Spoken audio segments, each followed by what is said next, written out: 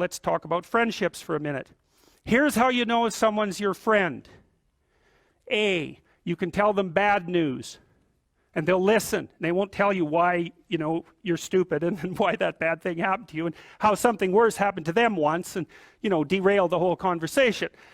You can actually tell them bad news and they'll listen. So that's a good thing. And then this is a weirder thing.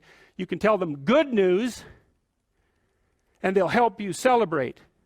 And that's a really good way of deciding who you should have around you. Because if you have someone around you, something good happens to you and you're kind of afraid to even admit it because, God, something good happened to you. It's like, you let that be known and it'll certainly be taken away. So, you come out and you sort of tell someone half-heartedly that something good happened to you and they give you a whack and then talk about, the great thing that happened to them 3 years ago. Or worse, the great thing that happened to someone that they knew 3 years ago. It's like, go away from that person. They're not helpful to you. And they're not helpful to themselves either. And so you want to surround yourself. You got to think about this. You got to surround yourself with people who want the best for the best part of you.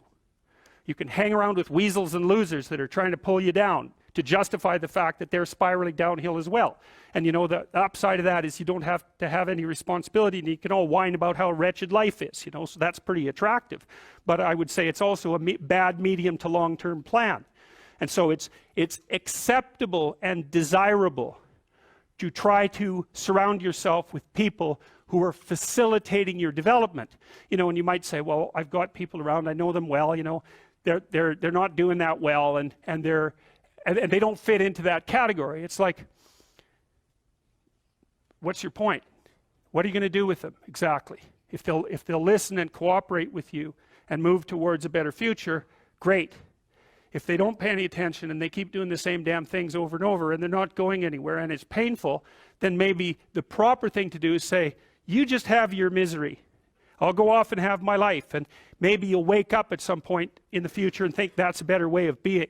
Because just putting up with it is, well, they call that enabling, right?